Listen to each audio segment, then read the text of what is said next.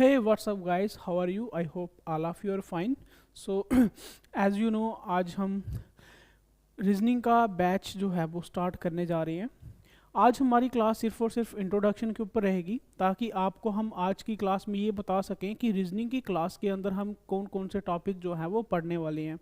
हालांकि आपको मैं शुरुआत में ही ये एक बात बता देता हूँ कि अगर एक बार इस बैच को आप पढ़ लेते हो, ठीक है, फिर उसके बाद चाहे वो JKSSB का हो, चाहे वो SSC का कोई भी एग्ज़ाम हो, चाहे वो रेलवे का कोई भी एग्ज़ाम हो, यानी कि आप ये मान के चलो कि आपके एग्ज़ाम के अंदर जिसमें रीजनिंग की सेक्शन आती है, उस एग्ज़ाम को आप बड़े आराम से जो है वो क्लियर कर लोगे, ठीक है, रीजनिंग की सेक्शन को। ठीक है, बाकी सब्जेक्ट तो चलो जैसे आप पढ़ोगे वैसे ही चलोगे, लेकिन रीजनिंग के अंदर मैं ये बात कर रहा हूँ कि रीजनिंग के अंदर अगर आपको रीजनिंग सेक्शन आ रही है किसी भी एग्ज़ाम के अंदर, तो वहाँ पर आप हर एक क्वेश्चन जो है वो अटैम्प्ट कर पाओगे ये वाला बैच करने के बाद। ठीक है, आज मैं आपको ये इम्पोर्टेंट टॉपिक्स के बारे में बताएंगा। इम्पोर्टेंट तो चलो सारे ही होते हैं, ठीक है। हम क्या करेंगे इस बैच के अंदर, एक कंप्लीट जितने भी टॉपिक बनते हैं वो सारे के सारे हम करेंगे, ठीक है। जिससे ये होगा कि एंड तक हम ये नहीं बोलेंगे कि यार ये वाले बैच में जो है ये वाले बैच के अंदर जो है वो कि ये वाला टॉपिक है या नहीं है। हम एक बार सारे के सारे टॉपिक जब एक बार पढ़ लेते हैं, उसके बाद मेरे को नहीं लगता हमें किसी टॉपिक से या किसी भी एग्ज़ाम से जो है वो हमें लगे कि हमें ये वाला टॉपिक जो है वो नहीं किया हुआ है, ठीक है। तो चलिए स्टार्ट करते हैं। देखो, सबसे पहले अगर हम बात करें कोई भी एग्ज़ाम के अंदर आने वाले टॉपिक की, तो सबसे पहले जो टॉपिक निकल के आता है that is number series.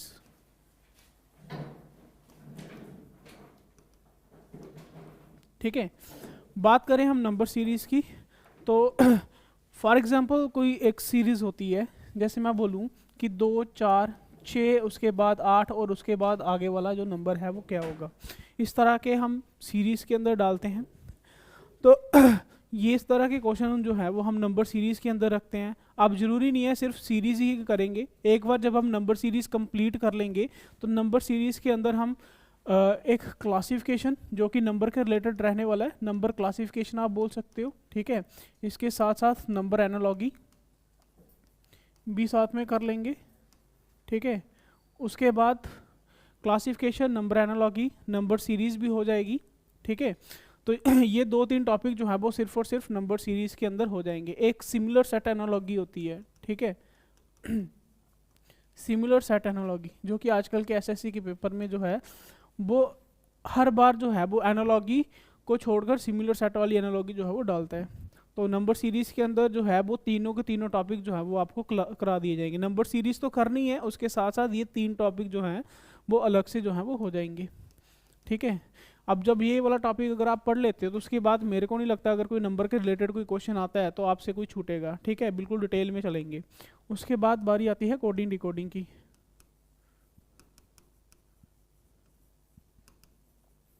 Coding decoding एक ऐसा टॉपिक है, आप कोई भी एग्ज़ाम, चाहे कोई भी एग्ज़ाम के अंदर बैठे हो, तो कोडिंग डिकोडिंग के अंदर आपको कम से कम 3 से 4 क्वेश्चन देखने को मिलते हैं। जिस तरह से नंबर सीरीज़ के अंदर अलग अलग टाइप हैं, वैसे ही कोडिंग डिकोडिंग के अंदर हम अलग अलग टाइप की हम बात करते हैं। जैसे फॉर एग्जांपल कोडिंग डिकोडिंग के अंदर भी अगर मैं बोलूँ तो इसमें लेटर एनालॉजी बोलते हैं, ठीक है। लेटर एनालॉजी के बाद लेटर क्लासिफिकेशन हम बोलते हैं, ठीक है। उसके बाद लेटर सीरीज हम बोलते हैं।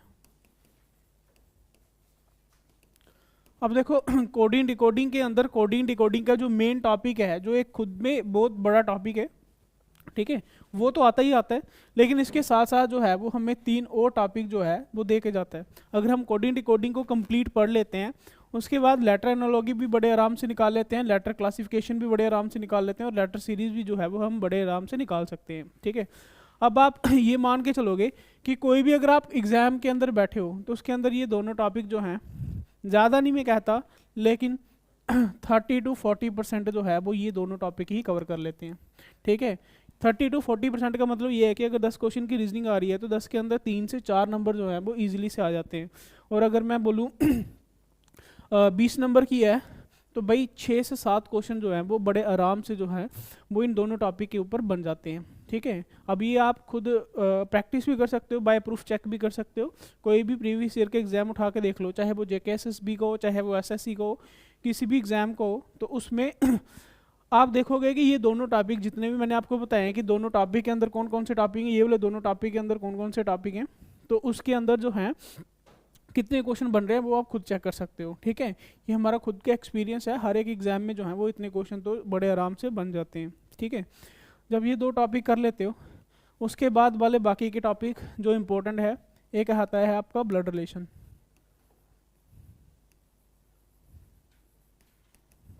ठीक है, ब्लड रिलेशन के अंदर भी भाई जो भी आपके रिलेशन वाले क्वेश्चंस होते हैं, जिसमें लिखा होता है is the father of B, कुछ इस तरह के क्वेश्चन। ठीक है, तो ब्लड रिलेशन का क्वेश्चन जो है, इसमें भी कोई भी रीजनिंग होगी उसके अंदर भी एक क्वेश्चन जो है वो जरूर देखने को मिलेगा, चाहे किसी भी तरह का होगा। इसको भी हम बिल्कुल पूरी डिटेल के साथ पढ़ेंगे, ताकि एक बार आप पढ़ लो तो उसके बाद मेरे को नहीं लगता कि किसी और एग्ज़ाम के लिए दोबारा से पढ़ना पड़े। ठीक है, हर एक एग्ज़ाम के लिए वैलिड है, कोई भी एग्ज़ाम दोगे बड़े आराम से जो है वो इसका क्वेश्चन आप निकाल लोगे।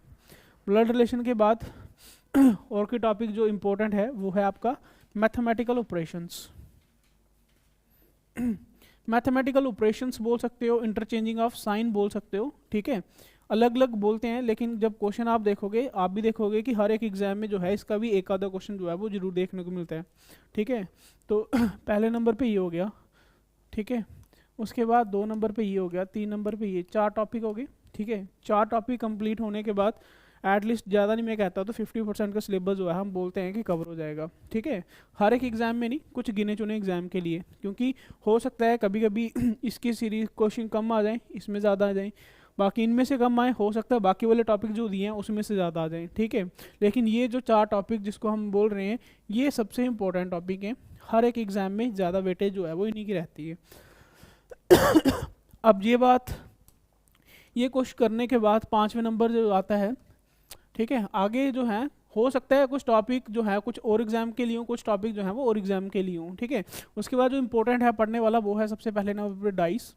ठीक है, डाइस के क्वेश्चन आप बोल सकते हो कि डाइस क्या होती है, भाई वो वाला डाइस जिसके साथ हम लूडो खेलते हैं। ठीक है, उसके ऑपोजिट्स इसके अंदर पूछे जाते हैं, तो डाइस वाला टॉपिक जो है वो इम्पोर्टेंट ज़्यादातर आपके लिए बोल सकते हो, किसके लिए, SSC के लिए।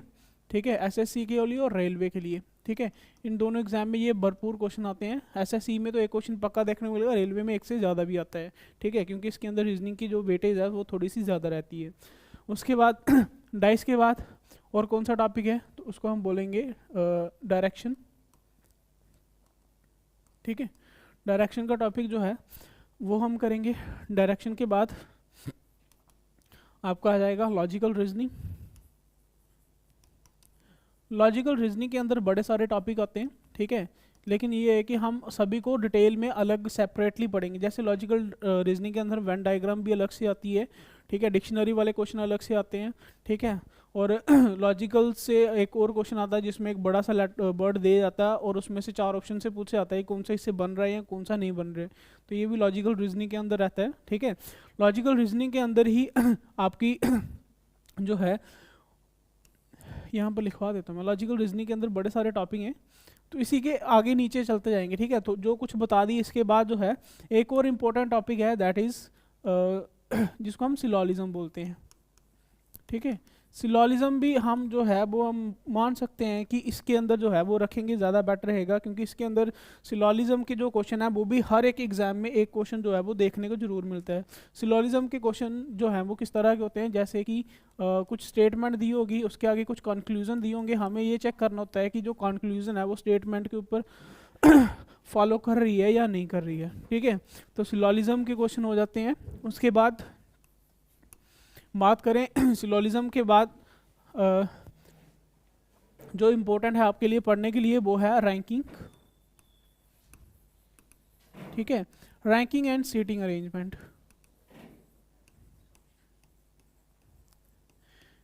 ठीक है, दोनों अलग अलग टॉपिक हैं लेकिन एक साथ इकट्ठे लिख रहा हूँ, रैंकिंग और सीटिंग अरेंजमेंट के। ये दोनों टॉपिक जो हैं ये भी किसके लिए, ज़्यादातर SSC और रेलवे के अंदर जो है वो ज़्यादातर क्वेश्चन पूछे जाते हैं। JKSSB में थोड़ा सा इनका मार्जिन जो है वो कम रहता है, लेकिन SSC और रेलवे के अंदर इसके भी दोनों के एक ही क्वेश्चन भी आ सकते हैं, या फिर हो सकता है दोनों में से एक क्वेश्चन डाले। रेलवे में तो दोनों के आएंगे, ठीक है, लेकिन एसएससी में हो सकता है दोनों में से कोई एक डाल दे, क्योंकि उसमें क्वेश्चंस जो हैं वो कम रहते हैं। अगर 25 वाली सेक्शन है, 25 क्वेश्चंस वाली, तो हो सकता है दो भी आ जाएँ, दोनों के अलग अलग भी आ जाएँ, ठीक है। तो रैंकिंग और सीटिंग अरेंजमेंट के क्वेश्चन बन जाते हैं।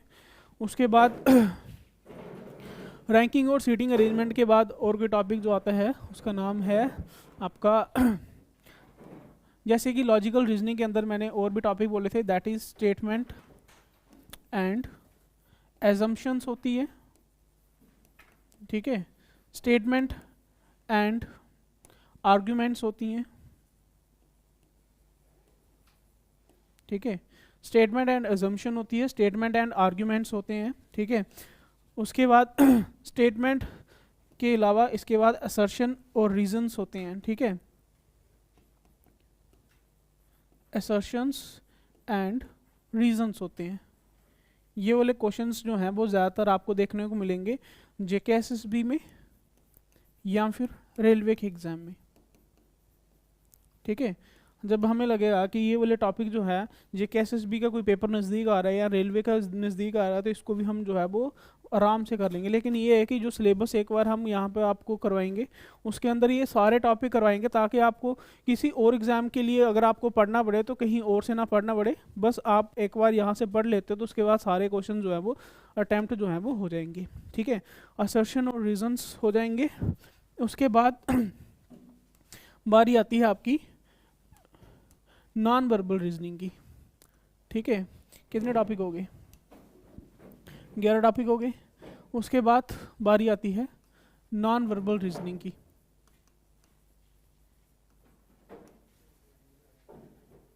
नॉन वर्बल रीजनिंग का मतलब होता है जो भी आपकी फिगर वाली रीजनिंग होती है, ठीक है। जो भी आपके ऊपर नंबर एनालॉगी, नंबर क्लासिफिकेशन, ठीक है, इस तरह से नंबर के रिलेटेड बताया, फिर उसके बाद लेटर्स के रिलेटेड बताया।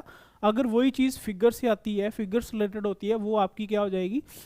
नॉन वर्बल जो है वो रीजनिंग के अंदर आ जाएगा। जैसे इसके अंदर हम बात करें, एनालॉगी भी आएगी, ठीक है। उसके बाद क्लासिफिकेशन भी आएगी, उसके बाद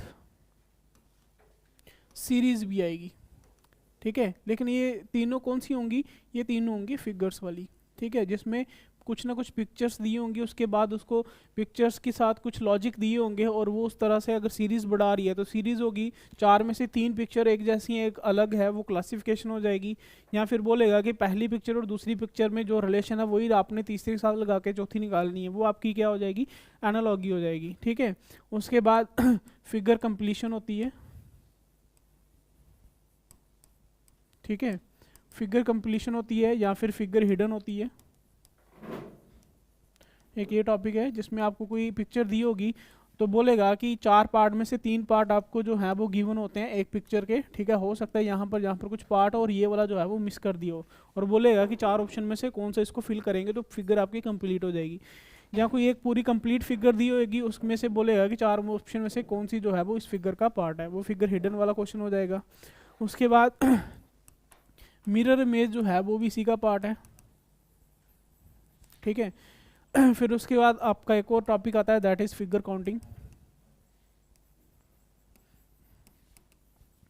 और भी हम देखेंगे मिसलेनियस के अंदर जो भी और कोई पार्ट इसका रह जाएगा तो वो भी हम इसके अंदर करेंगे। यानी कि फिगर कंप्लीशन कहने का मतलब ये है कि नॉन वर्बल फिगर से रिलेटेड जितनी भी रीजनिंग होगी वो सारी हम किसके अंदर पढ़ेंगे? नॉन वर्बल रीजनिंग के अंदर हम पढ़ेंगे, ठीक है। ये एक अलग से बहुत बड़ा टॉपिक जो होता है वो हो जाता है। बस इसमें प्रैक्टिस ज़्यादा मैटर करती है, क्वेश्चन किस तरह से निकालना है वो आपको बता दिया जाएगा। उसके बाद सीधा एक एक दिन में एक एक टॉपिक की प्रैक्टिस होगी तो 4-5 दिन में जो है वो ये भी जो है वो बड़े आराम से जो है वो ख़त्म हो जाएगा, ठीक है। उसके बाद कुछ और टॉपिक जो रह गए हैं उसके बारे में देखेंगे। जैसे क्लॉक एंड कैलेंडर का टॉपिक है, बड़ा रेयर है किसी एग्ज़ाम में आ जाए, लेकिन ये है कि रेलवे के एग्ज़ाम में जो है वो ये जो है वो ज़्यादा इंपॉर्टेंट रहता है। क्लॉक और कैलेंडर के क्वेश्चन भी देखने को मिलते हैं। पहले जेकेएसएसबी के अंदर भी कैलेंडर का क्वेश्चन जो है वो ज़रूर देखने को मिलता था, आजकल चलो नहीं मिलता है, लेकिन ये है कि क्लॉक और कैलेंडर भी अगर किसी सिलेबस के अंदर होगा तो इसको भी हम ज़रूर अलग से करवाएंगे, ठीक है। क्लॉक एंड कैलेंडर का हो जाएगा। उसके बाद यहाँ पर जो चीज़ आपको मैंने बताई कि जैसे क्लासिफिकेशन, एनालॉगी, ठीक है, क्लासिफिकेशन और एनालॉजी जो है ये मैंने आपको बताई कि ये नंबर्स में भी आएगी और आपको लेटर्स में भी आएगी। और नंबर्स और लेटर के अलावा जो है आपकी एनालॉजी और क्लासिफिकेशन जो है वो किसके ऊपर आ जाती है, एनालॉजी और क्लासिफिकेशन ये आपकी जो है वो वोकैब के ऊपर भी होती है और आपकी जनरल नॉलेज के ऊपर भी होती है। ठीक है, अब ये क्वेश्चन जो है अगर आते हैं तो हम ये नहीं बोल सकते हैं कि हमें रीजनिंग नहीं आती है, ये आपकी किसके ऊपर रहेगी, वोकैब और जीके के ऊपर। जितनी आपकी ये ज़्यादा स्ट्रॉन्ग होगी, ठीक है, उतने आप इसको इजीली से क्वेश्चन को कर लोगे। लेकिन ये है कि इसके अंदर भी हम ज़्यादातर किस टॉपिक से या किस मतलब अगर वोकैब है तो वोकैब में से कौन से टॉपिक के अंदर ज़्यादा क्वेश्चन पूछते हैं, या जीके है तो जीके के अंदर कौन से ज़्यादा स्टैटिक के पोर्शन पूछे जाते हैं वो आपको करवाएंगे। ठीक है, जहाँ जीके के अंदर साइंस के भी टॉपिक्स जो है वो इंस्ट्रूमेंट हो गए या फिर एनिमल्स के नाम पर हो गया। ठीक है, इस तरह की जो है वो अलग से आपको वोकैब और जीके के रिलेटेड जो है वो एनालॉजी और क्लासिफिकेशन जो है वो पूछी जाती है। ठीक है, तो ये सारे टॉपिक जो हैं वो रहने वाले हैं आपके किसके अंदर, आपके जो इस बैच के अंदर। ठीक है, जिसके अंदर ये सारे टॉपिक जो हैं वो बड़े आराम से आपको करवाए जाएंगे और कंप्लीट वे से करवाए जाएंगे। ऐसा नहीं होगा कि कोई एक टॉपिक करने के बाद आपको लगे कि इसका कोई टाइप रह गया या इसका कोई क्वेश्चन जो है वो रह जाएगा। ठीक है, अगर फिर भी कुछ एक आधा बच जाएगा उसको हम क्या करेंगे कि जो वीकली हर वीक जो है वो टेस्ट जो रखे जाएंगे जहाँ किसी भी टॉपिक का टेस्ट है उसके अंदर जो है वो इंक्लूड हो जाएगा। ठीक है, तो ये सब कुछ जो है वो हम इस बैच के अंदर करने वाले हैं। इसके अलावा भी देख लेते हैं अगर कोई एक आधा टॉपिक बच गया तो।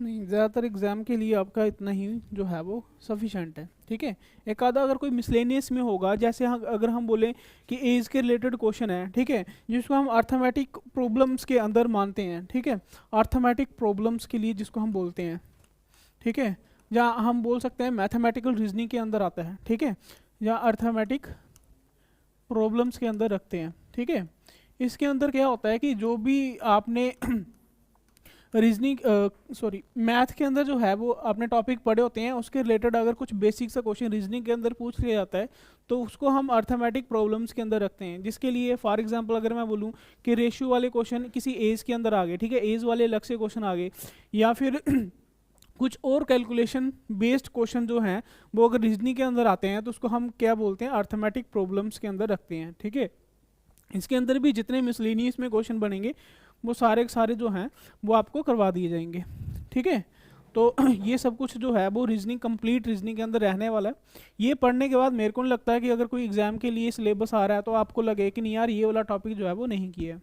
ठीक है, तो कल हम जो है वो एक नए टॉपिक से स्टार्ट करेंगे बैच को। ठीक है, उम्मीद करता हूँ कि आज जो है वो सिलेबस जो है आपको सब कुछ पता चल गया होगा कि क्या क्या चीज़ जो है वो हम करने वाले हैं।